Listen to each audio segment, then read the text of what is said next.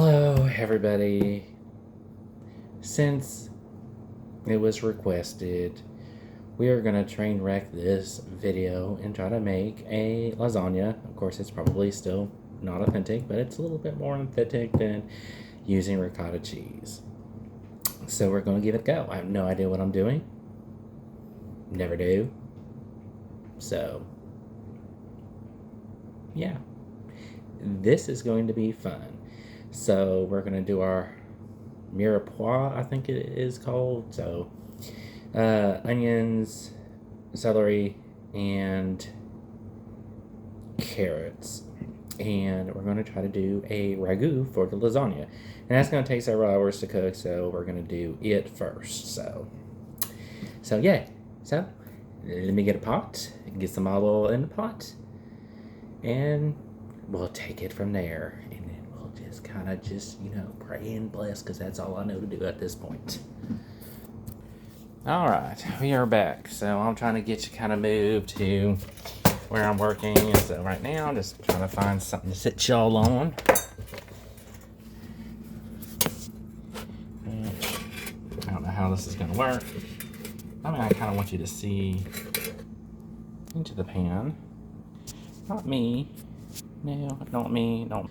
Huh, there's the pan. Now I just gotta get to where you can see said pan. So.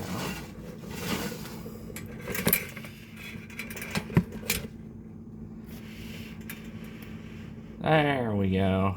Look at that. And this is where, if I knew anything about editing, this would be a great spot to edit.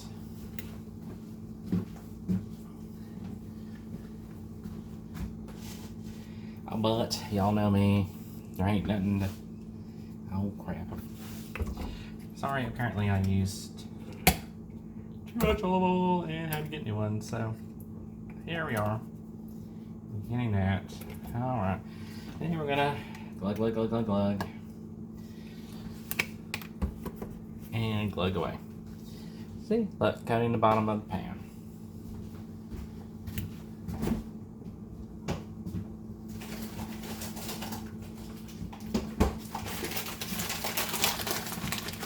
Alright, while that's heating up, I want to get my mirepoix out of the freezer.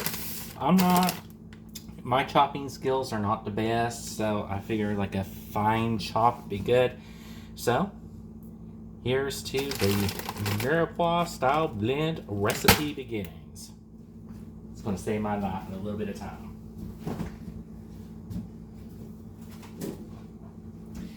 And it calls for a pound of ground beef and a pound of ground pork.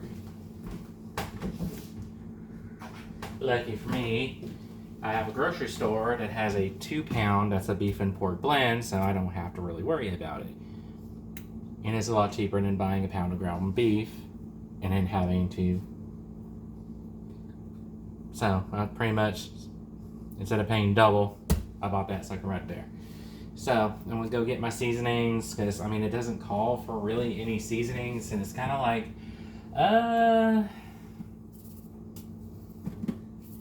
not sure how I like that. I think I'm gonna put some basil, salt, pepper, garlic powder, onion powder, and season the meat with that. Can't ever go wrong. With that, and then I might, if I have some oregano, I think I am going to put some oregano in it. Let's see. I do have a little bit of oregano, because I mean, I like those flavors in any sort of sauce, stuff like that. So we're gonna try it. All right, the pan is heating up nicely. I did start it out on high. We are definitely not going to end it on high. That would not go well, because it does have to slowly cook. So once we get the beef and stuff in there, I think we're just going to kind of... There we go.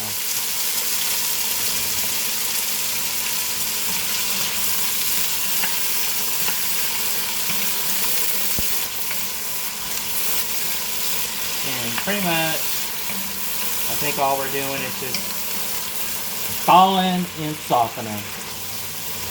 Thawing and softening.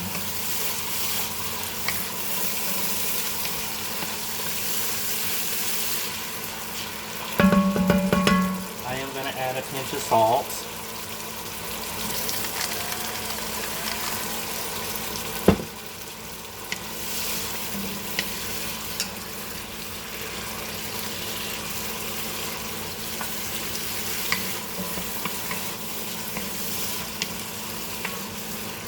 Should happen fairly quickly, just because they were frozen.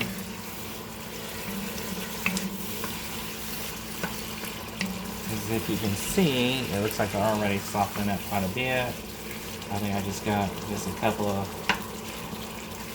batches of celery that are kind of being a little stubborn, so we're just gonna cook it for a minute or two.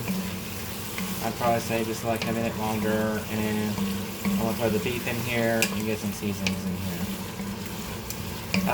I did forget to buy garlic. Thought I had some in there, so I'm not gonna put any garlic in here, and I'm kind of disappointed in that. But you know, what are you gonna do? We're just gonna deal with it.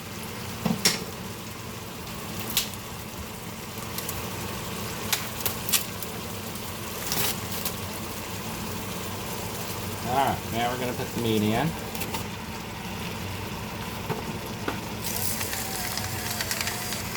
Salt.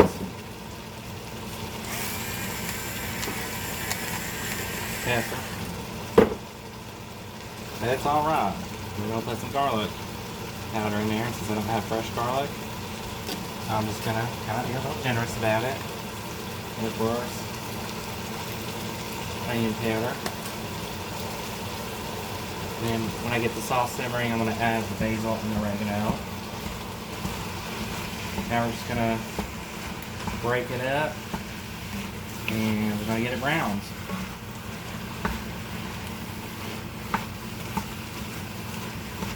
And while it's browning, I'm going to attempt to open a bottle of wine. I got a bottle of Cabernet Sauvignon.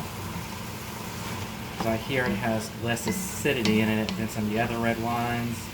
And of course, since it is a tomato sauce dish,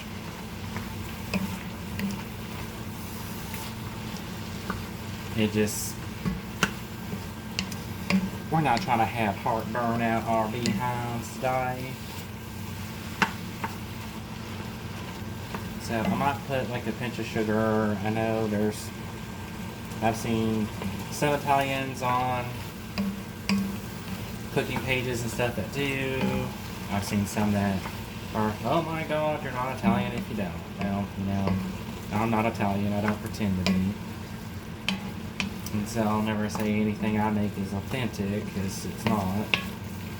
Even if I follow the recipe to a letter.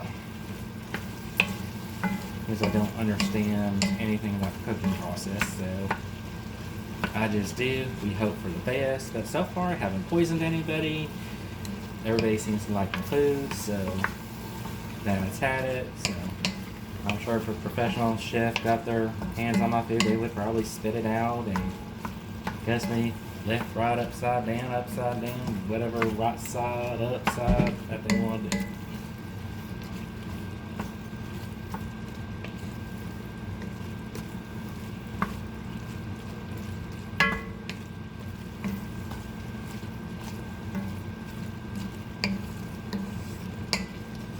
I'll just scrape down the sides if I don't lose my spoon. And of course I will not be surprised if I did, because remember, Trainwreck Cooking with Frost, anything can happen.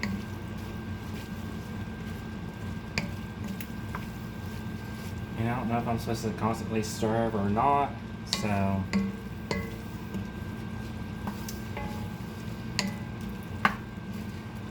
I'm going to stop, let it do its thing. And see, and this is a lot that it calls for, so I don't know what frying pan I'm supposed to have under God's green earth to do this in, because I don't have anything close.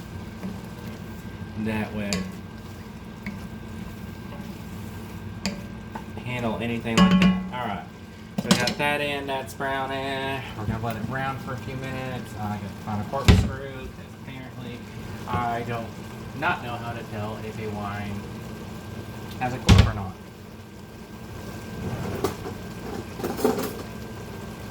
I know I have one somewhere. I just gotta find it.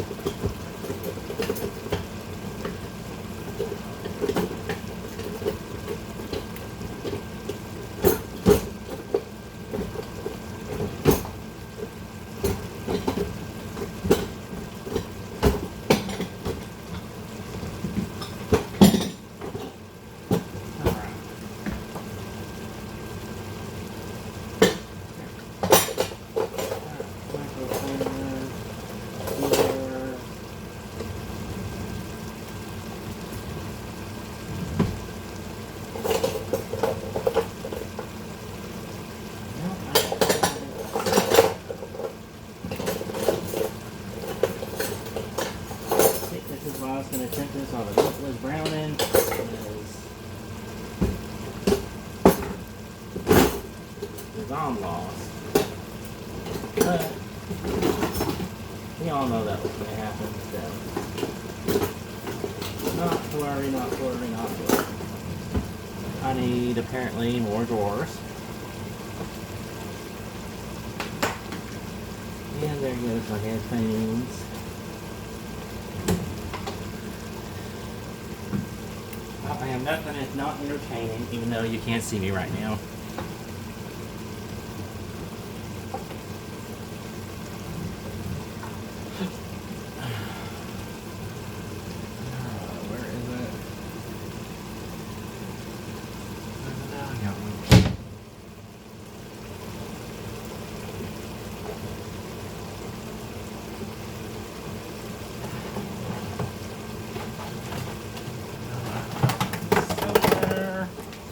And dropping more soap.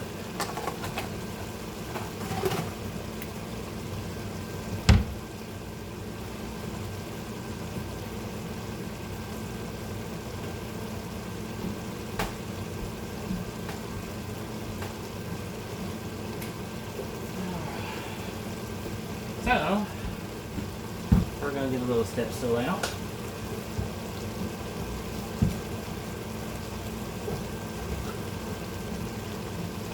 Because even though I'm tall, apparently I'm not that tall.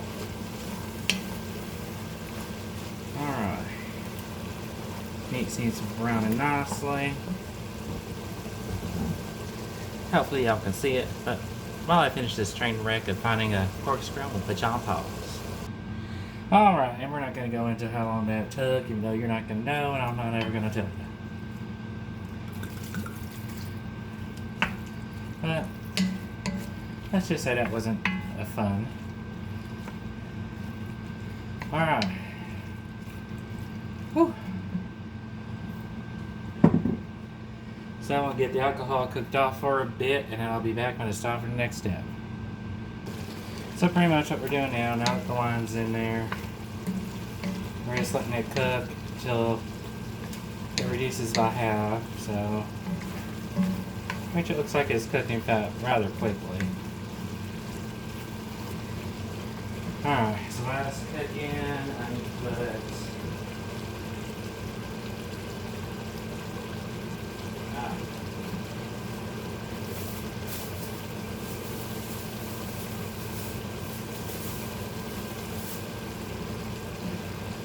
my tomatoes. I'm fixing to do that now.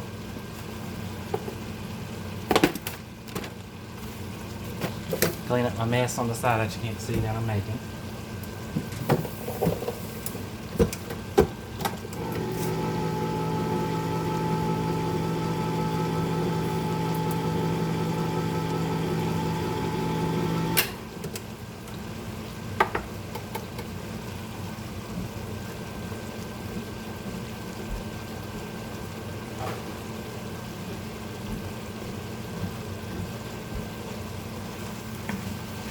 How's it looking, guys? Looks really dark and kind of like purplish. And it smells interesting. Alright. Now we're going to add some fresh tomatoes.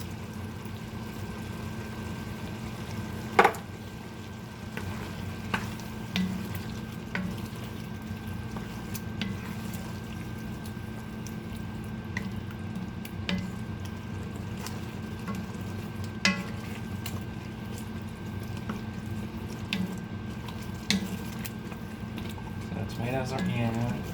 And about 3 tablespoons of tomato paste. This is what I like to find.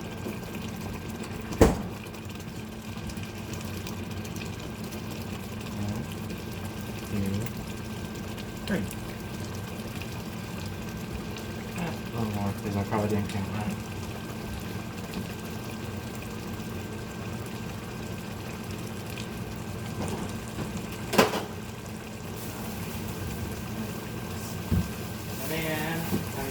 Bay leaves.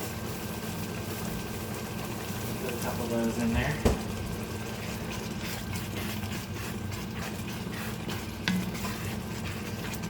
I'm going to go ahead and start turning it down so you kind of get to a simmer stage. I'm trying to scrape the bottom for all the brown bits. Well, it's looking more red, guys. I don't know on your end. So I really don't know how good that camera is.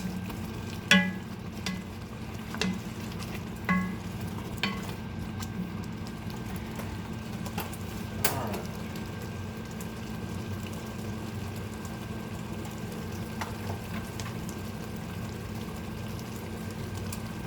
Put a few bay leaves in. And I think about 4 cups of beef stock. As soon as I find where I'll put it.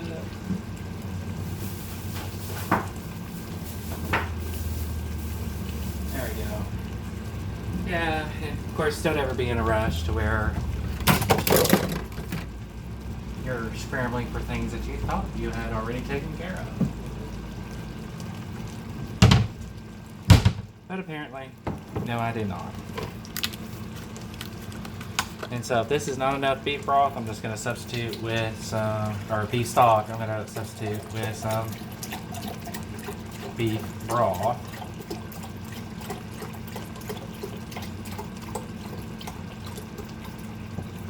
Alright. Getting that poured in there.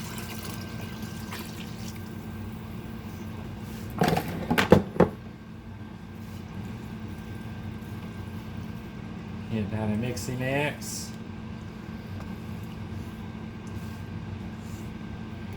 Turn the heat up a little bit just till it starts to bubble so I can turn it down to properly simmer. And we're going to simmer for about 3 hours.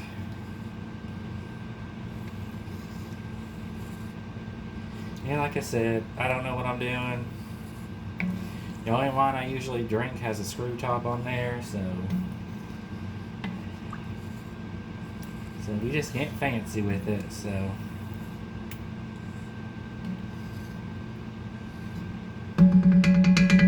Oh, and I need to put my seasonings in, because Lord have mercy. Doesn't hurt to have some seasonings in there.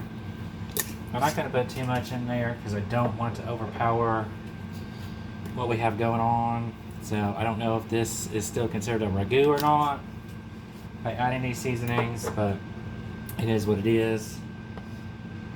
I just know my tomato sauces, I really do like them in there. So I'm going to put them in there. Stir it in to incorporate.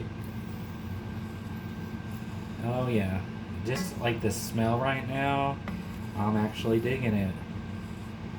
So I wonder if this type of ragu or whatever would be good just with spaghetti and then have some meatballs with it.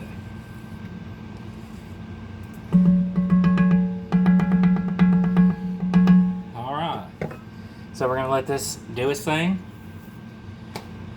While it's doing its thing, I am going to make some tea. Alright, so we are off a pause. That's what she's looking like. She's cooked down quite a bit. It actually smells pretty good. I'm actually kind of surprised. So now I just got to figure out where to set you and make an attempt at the bechamel sauce.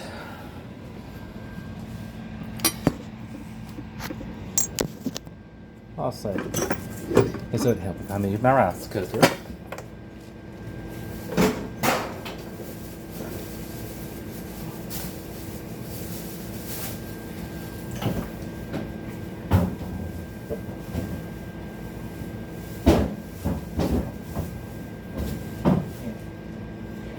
That's probably heard me cussing because, yeah, that's just kind of my day today. Alright, so we're going to put 5 tablespoons of butter into a pan.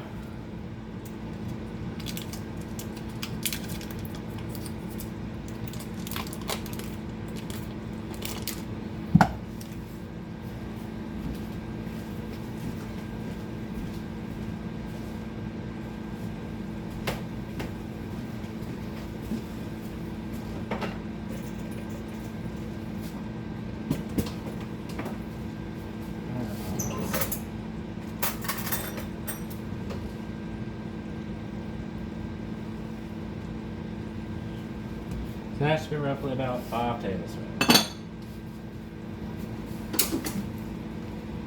And I've got to put my tea up.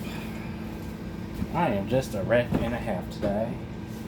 So y'all will just have to forgive me. Turn that up again. Alright, let me see what I'm doing because I've never done this before.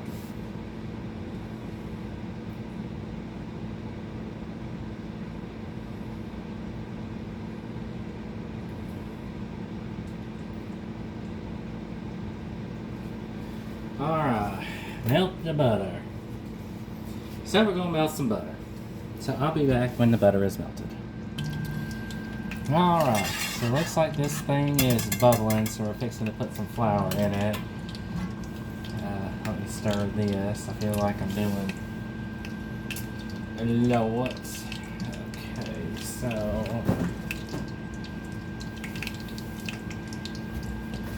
before I get too far though, I am going to put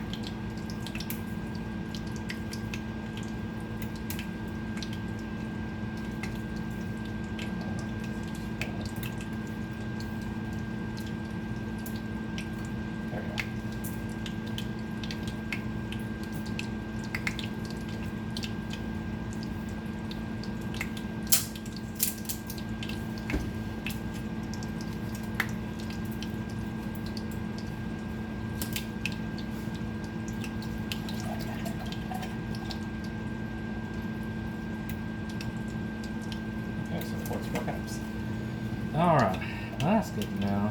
Okay, since that is, probably measure out about 5 tablespoons of flour, so we're just going to kind of sprinkle it in and kind of get it whisked.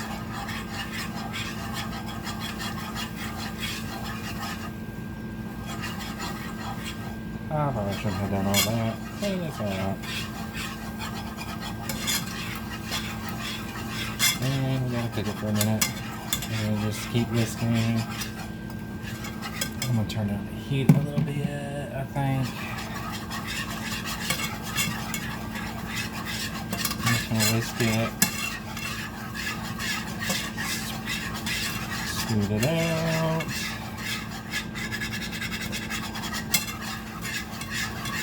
And then of course, I got acne in my ear. So pops DC. Good to know.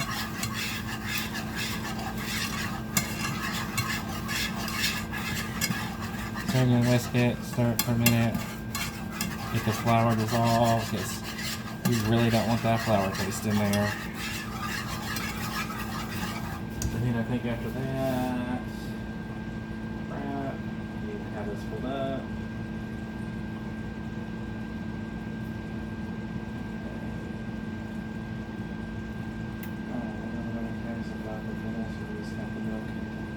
Flour.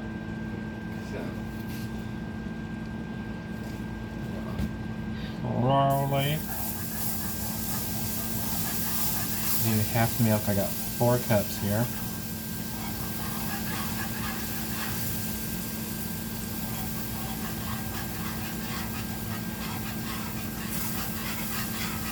Stirring this in.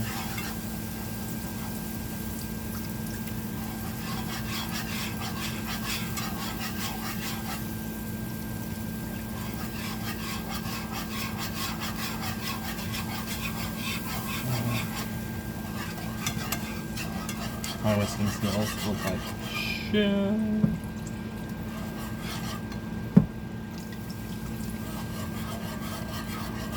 Alright, so that's about half in.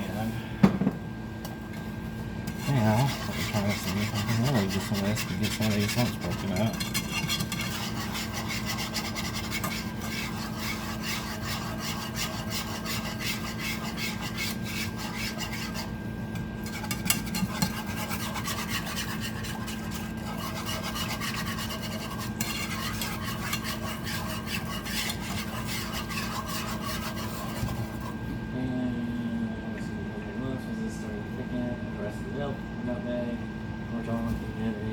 On pepper.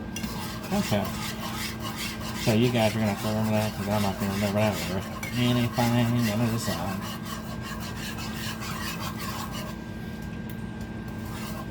Alright.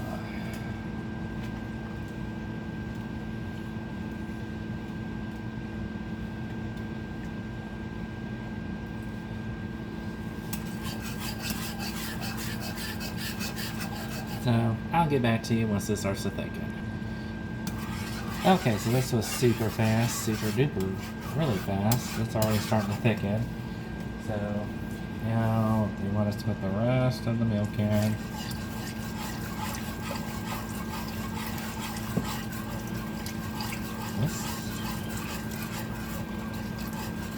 There's something that's going in a 9x13 pan, my goodness. It seems like it's making a lot.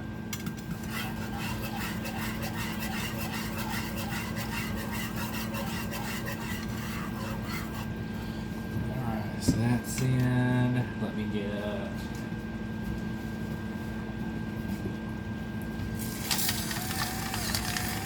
pinch of salt. Yes, that's more than a pinch.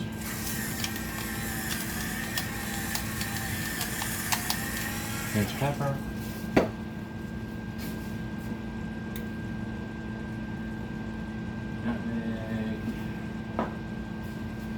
Nutmeg, of course, it's best to use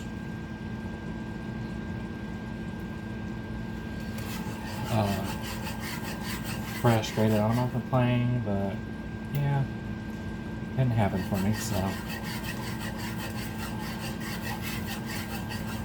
I was lucky to find this. Oh, I think that's not enough. Alright.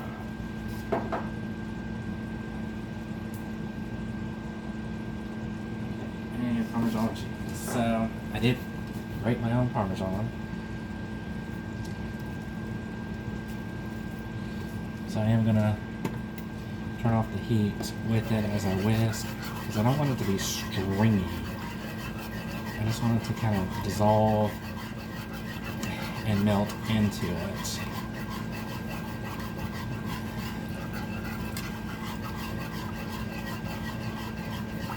And once I've whisked it for a minute or two, I want to switch to a wooden spoon and see. Because once it thickens up, yeah, see, because that's what I'm trying to avoid right there.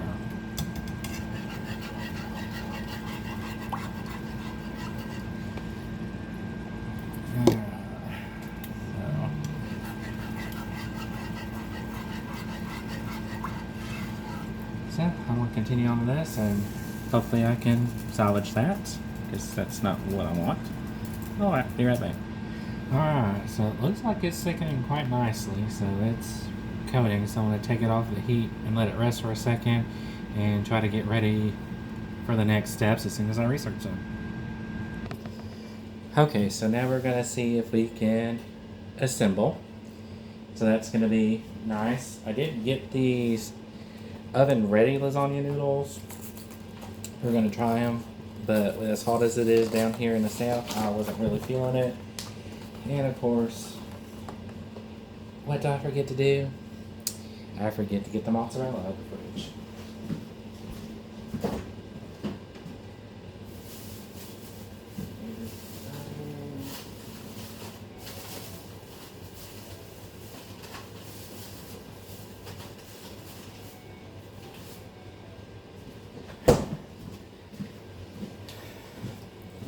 Alright, so we're using some fresh mozzarella. Don't know how this is going to go. Don't really cook with it. Alright, so how do we assemble a lasagna? It's all in layers, but just in case nobody does. So, let me see. To assemble the lasagna, spoon a small amount of ragu on the very bottom of the baking dish. Then top with an even layer of lasagna pasta sheets. Cut the pasta sheets to fit your baking dish. Don't know what I'm gonna cut it with, so we'll just take a little ladleful.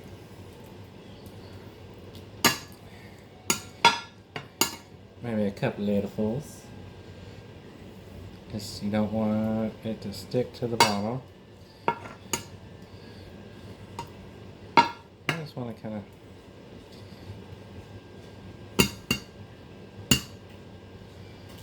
of like that. And now we're gonna layer. Oh, these feel weird.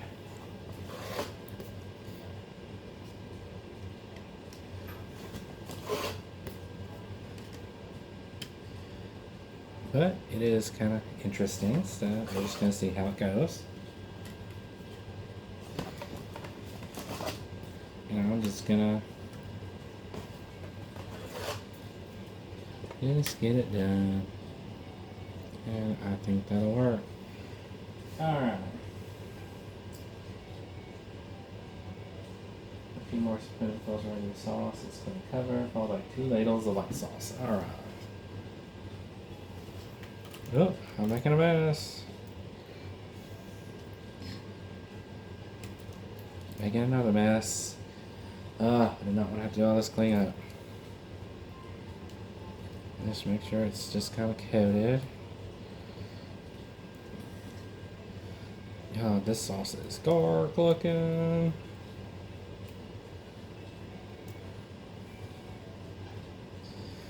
Alright, so now it wants 2 ladlefuls of the white sauce.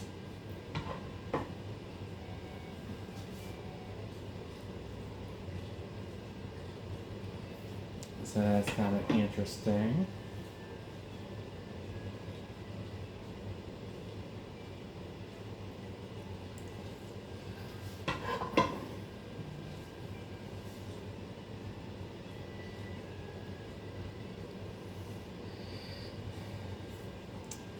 Kind of looks cool and marbly. If I don't say so myself, can y'all see it? Yeah, you can. Alright. And then I guess we just repeat the layers until she's done.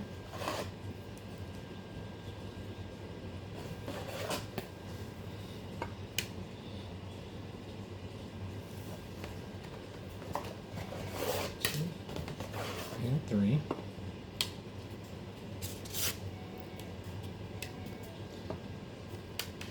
Alright, so I'll repeat, and then when we get to the end, I'll show you how I do the cheese, because I have no idea how I'm going to do it. I'm going to read the instructions and see what we're doing. Alright, now we're going to do the last layer. So it's just pretty much the rest of this is just going to go in. And I've just been kind of doing half and half, a ladle on half. Ladle on half. Well, looks like we get a little bit more to spread around the joy. I want every little bit of this goodness out of the pan and on my lasagna.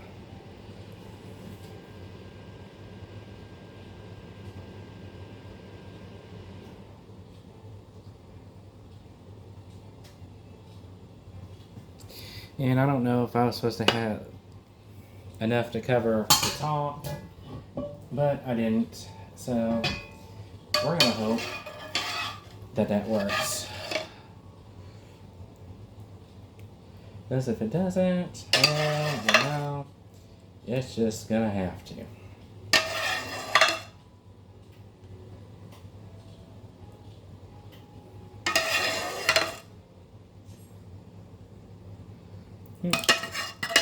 Let's just glop it in there. Alright. And try to spread it out. Try to do it as evenly as possible so it coats everything. So, smells really good. Next thing it says is just tear the mozzarella cheese.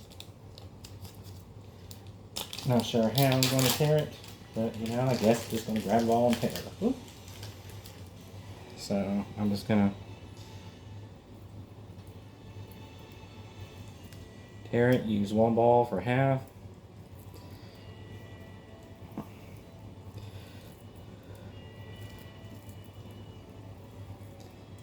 This is interesting. I've never really cooked with fresh mozzarella, so I don't know how this is going to look, how it's going to turn out, anything like that. So this is going to be a fun adventure for us.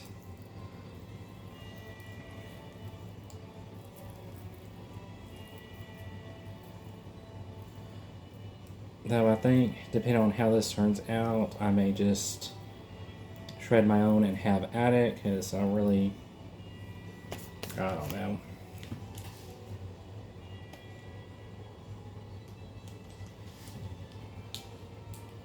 It just seems fun.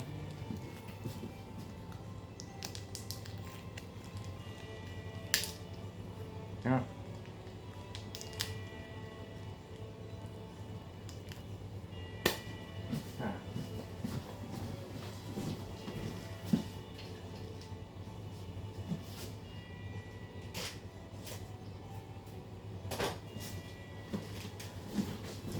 Alright, now that my hands are so wet I can't even open up the package. I had to go grab a knife. So, Trainwreck. It's a Trainwreck Cooking with Frost, so this is apparently how it's supposed to be. I'm trying to evenly coat it as it wants, because I do like a lot of cheese, and I just don't want the sauce to bubble out of the cheese. So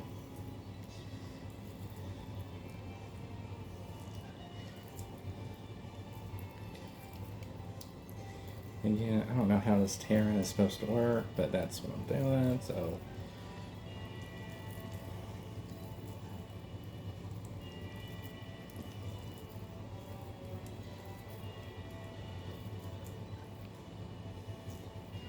Alright, I'm gonna go wash my hands and then we're gonna put her in the oven at 350 for 45 minutes.